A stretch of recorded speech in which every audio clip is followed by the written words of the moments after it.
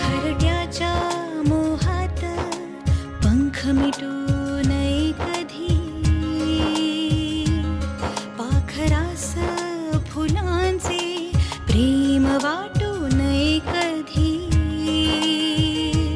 सुटले हे घर जरी दिशा भेटेल आपसुक, घरट्यात आभाळाची कशी मिटेल ही भूक, मशालीत पेटलेल्या वाटे काळोखही खोटा, काजव्याला काय भय कशा अंधारल्या वाटा, कशा अंधारल्या वाटा. माझी गाडी जाण्यामागे एकाच व्यक्तीचा हात आहे आणि ती व्यक्ती म्हणजे सुधाकर देसाई. मला कोल्हेवाडी फॅक्टरी उभारायची, आणखीन सुधाकर देसाईंचा त्याला विरोध आहे. कारण फॅक्टरीला जमीन देण्याच्या बदल्यात त्यांना माझ्याकडून लाच हवी आहे, पैसे हवे आहेत. प्रणाला बघायला पाहुणे येणार होते, त्यांचं काय झालं? तुम्हालाच वेळ नव्हता. माझ्यासाठी थांबायची गरज नाही. तू एक काम कर, तू आणि ताई त्यांना भेटून या आणि जो काय असेल तो निर्णय घ्या.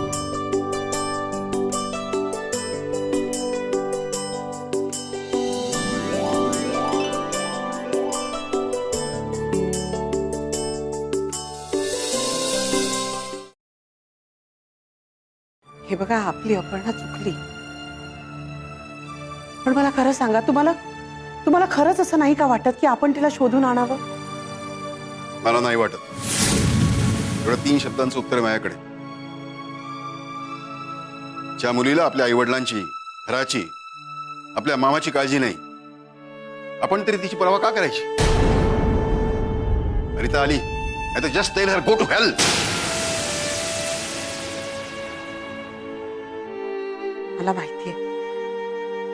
मला माहितीये हे सगळं तुम्ही रागाच्या भरात बोलताय, पण आपली अपर्णा कुठे असेल, काय करत असेल? आपल्या बहिणीची अस्वस्थता, आपल्या मेवण्याची असहाय्यता, कशाचंच काही वाटत नाही तुम्हाला? वाटतं ना, वाटतं, पण माझं वाटणं लॉजिकल आहे. अपर्णा कुठे गेली असेल, काय झालं असेल तिचं, या प्रश्नांना उत्तर आहेत. मी तर म्हणतो जे काही झालं असेल ते तिनं स्वतः ओढून घेतलेलं आहे. आणि बहिणीचं म्हणशील तर तिला या घरात काही काम नव्हतं, मग मुलीवरती संस्कार करायला नकोत? नाही, पण भाऊ आहे ना. आणि बाप, मुलगी चॅटिंग करते म्हणून केवढं कौतुक, टेक्नो सेव्ही आहे, टेक्नो सेव्ही. आणि आता बसलाय रडत. आपली मुलगी कुठं जाते, काय करते, याची कधी चौकशी केली?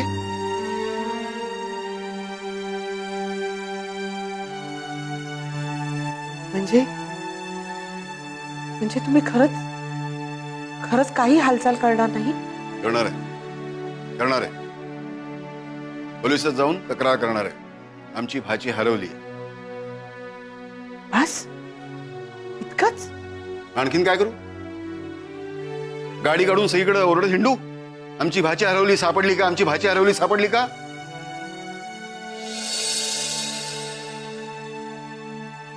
हे बघ, चिंता करून काय होत नसतं.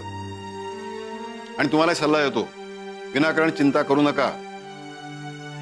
ती आणि तिचं नशीब पोलिसांना सापडली तर घरी आणून सोडतील, आणि काही बरं वाईट झालं असेल तर खबर देतील.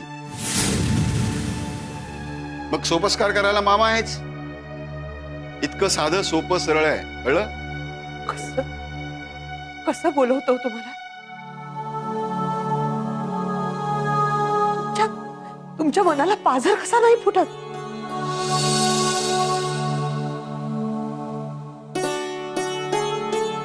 हाच चुकला.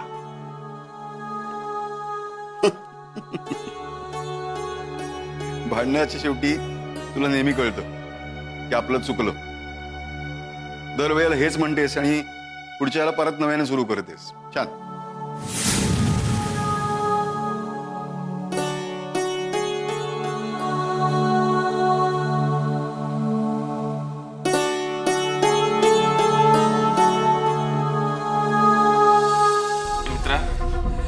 एक समजत नाहीये, तुमच्याकडे एक गन असताना तुला या दुसऱ्या गनची गरज का पडली?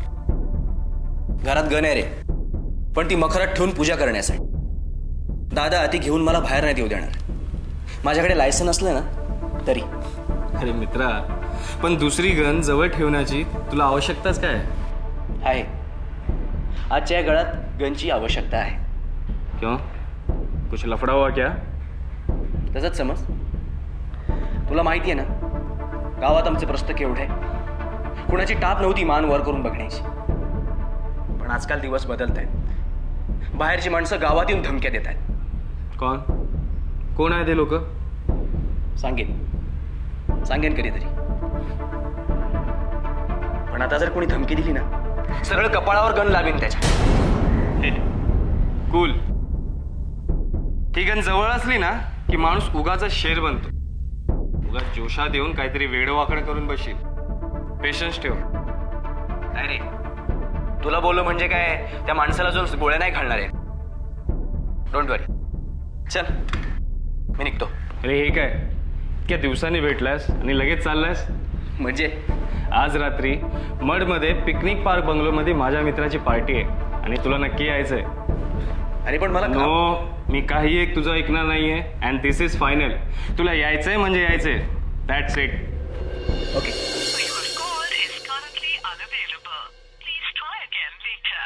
काय झालं? नाही लागत आहे. अरे निघाल्यावर फोन करीन म्हणाला होता, अजून केला नाहीये त्याने. काकू उगाच काळजी करू नकोस तू. अरे गावातल्या गावात गेलाय का तो? मुंबईला गेलाय ना म्हणून काळजी वाटते.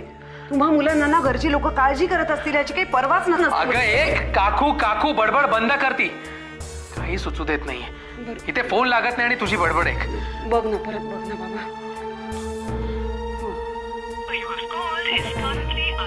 लागलं? आउट ऑफ रेंज आहे. लळला मिळलं लक्षण ते. कशाला रे तुमचे हे मोबाईल? जेव्हा गरज असते ना मोबाईलची तेव्हा नेटवर्क नसतं. डोकं शांत ठेवशील का जरा तू? लावतोय ना मी फोन. बरं लाव, परत लाव बाबा. काळजी वाटते ना मला. काय? फोन लागला. लागलाय? हो. मला दे आणि उचललं ना मला देतो. कट झाला.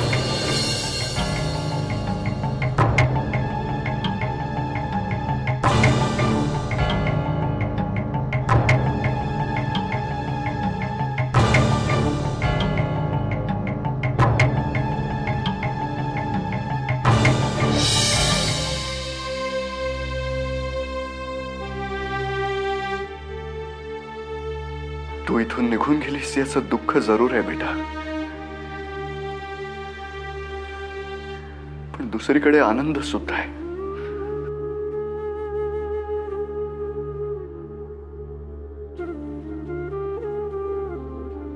मला माहितीये बेटा,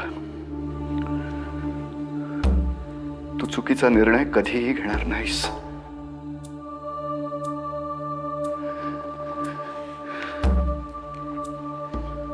स्वाभिमानी आहेस तू.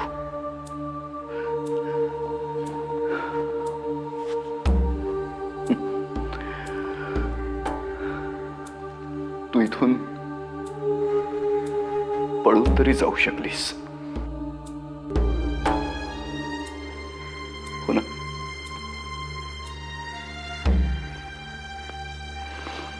मी ते सुद्धा करू शकत नाही ग. दुबळा आहे मी, दुबळा. हे असंच जिणं माझ्या नशिबात आहे. अपमानास्पद, लाचार, अगती.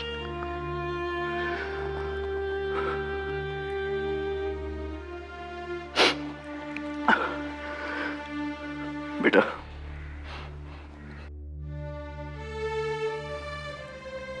बेटा तू मात्र जिथं कुठं असशील ना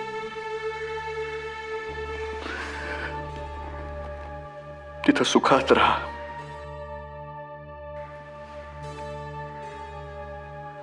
सुखी हो बेटा, सुखी हो.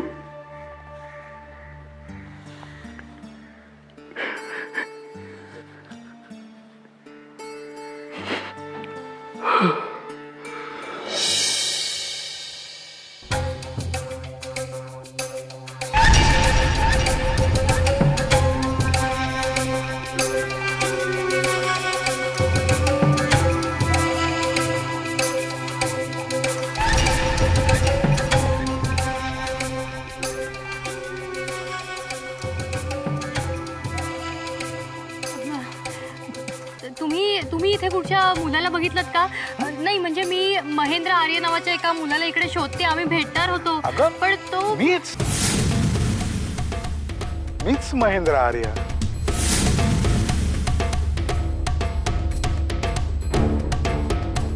नाही अहो तुमचा काहीतरी गैरसमज होतोय. अगं वेडी, असं काय करतेस? तू ज्याच्या आवाजावर फिदवून त्याच्या प्रेमात पडलीस, लग्नाच्या आणाभाका घेतल्यास, पळून जाऊन लग्न करायचं ठरवलं म्हणून तू मला इथे बोलवलंस आणि तू तू असं काय करतेस? दिस इज नॉट फेअर.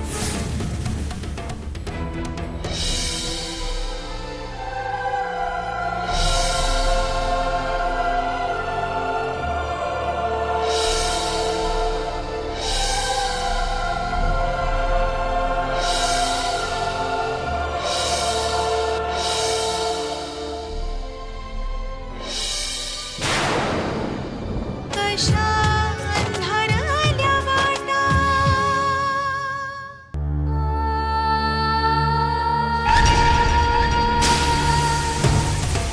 कसला विचार करतेस?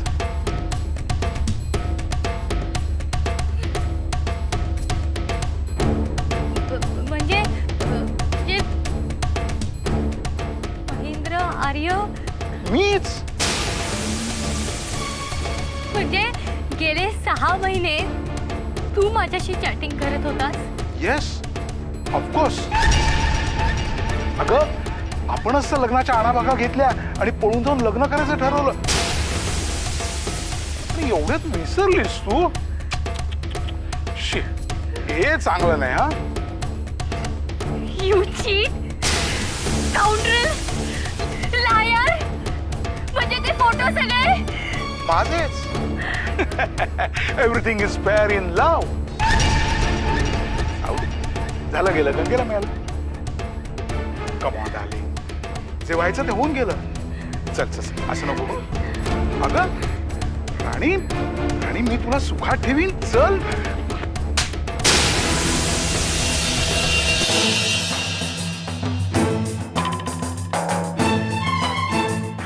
आता नाही मी तुला सोड. आता नाही मी तुला सोड. अगं हे बघ, हे बघ, मी काय म्हणतो. अगं तुझा काहीतरी गैरसमज होतोय. काय गैरसमज हो अगं, तू होतोय? असं ऐकून घे ना. तू शांत हो बघू. हे बघ, तू शांत हो. तू असं नको करू. तू आधी सोड. काय? हे पिकनिक पार्क बंगला कुठे आहे? बाहेर रस्त्याला गेल्यावर डाव्यात आला 4था बंगला. थँक्स. हा ठीक आहे, ठीक आहे. हे बघ, मी काय म्हणतो तुला, तू असं करू नकोस. तू आधी हे बघ, तू हॅलो हॅलो, प्लीज प्लीज मला वाचवा. हा माणूस फ्रॉड आहे. हा माणूस चोर आहे. तुम्ही प्लीज याच्यात लक्ष घालू नका. तुम्ही जा बघू. आपण इथून पळून जाऊया. हो ठीक आहे, ठीक आहे. प्लीज हो चला हो, तुम्ही अजिबात काळजी करू नका, मी आहे. प्लीज. हो चला. ए! सोड तिला. सोड तिला. नाही सोडणार. हे बघ, बघ, तू तिला सोड, नाही तर याचे परिणाम चांगले होणार नाहीत. नाही सोडणार म्हटलं ना मी. निघून जाईत ना. मी तुला सांगतोय, किती सोड नको तिला. मारशील. अरे सोड! सोड! ए!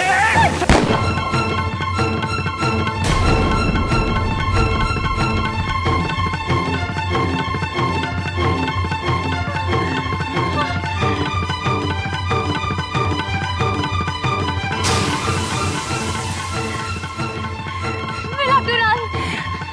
पळायला पाहिजे इथून. चल. अरे बॅग. चल चल.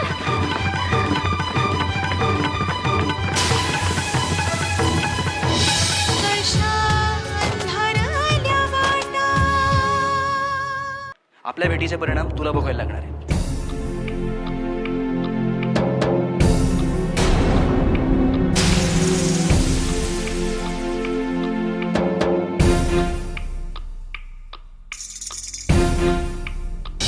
मिस्टर सुधाकर देसाई, तुम्ही माझा मार्ग रोखण्याचा कितीही प्रयत्न केला तरी या गावामध्ये माझी फॅक्टरी होणारच.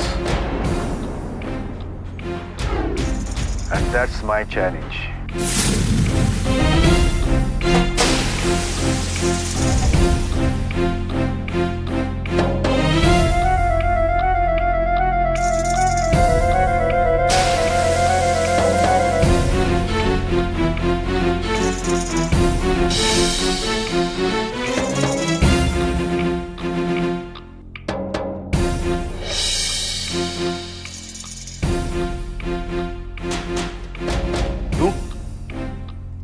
इथं काय करतोयस?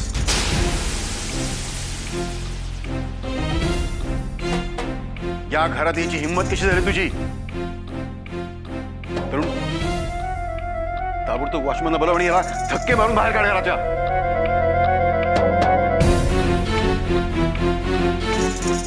मामा मामा अहो तो समीर आहे. यांनीच मला यानेच तर तुला पळवून नेली ना?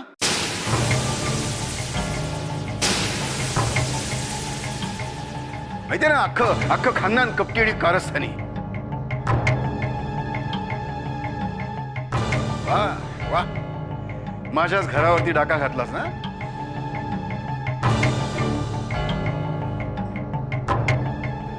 हे बघा, तुमचा काहीतरी गैरसमज होतोय. गैरसमज? तुला चांगली समज देतो मी.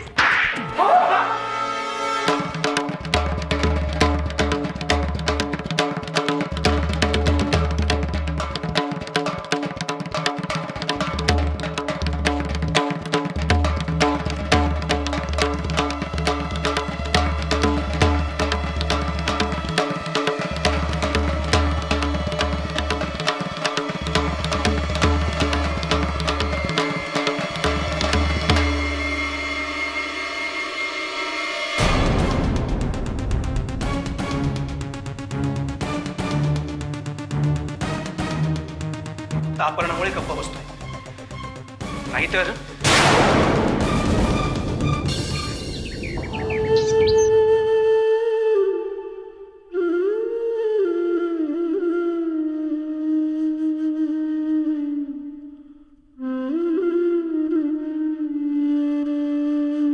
काकू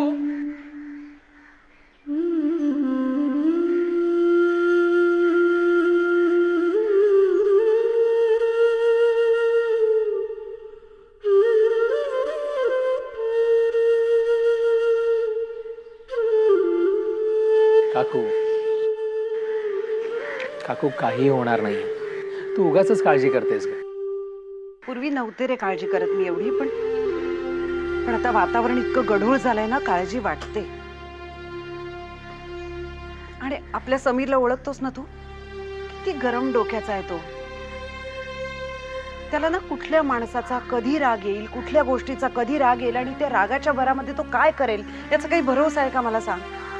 अगं काकू, मला माहिती नाही का की त्याला पटकन राग येतो म्हणून, पण त्याच्या मनात काहीच नसतं. मनानं खूप चांगला आहे तो.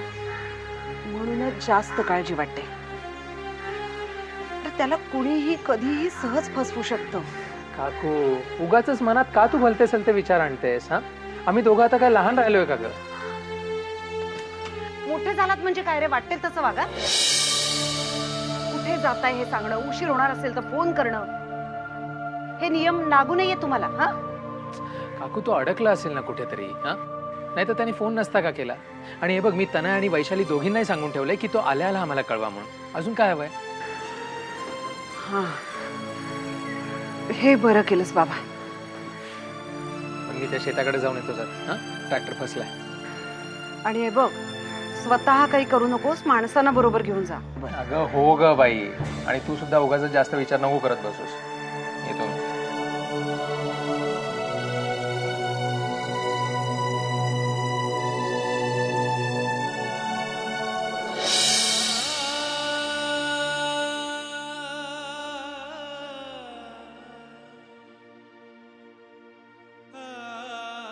आता काहीही होऊ दे, पण या घरात राहायचं नाही. उपकारांच्या ओझ्याखाली जीव नुसता गुदमरतोय. वेळ पडल्यास गावाकडची जमीन विकून उदरनिर्वाह करू, पण धर्माधिकाऱ्यांचे आता आणखी उपकार नकोत.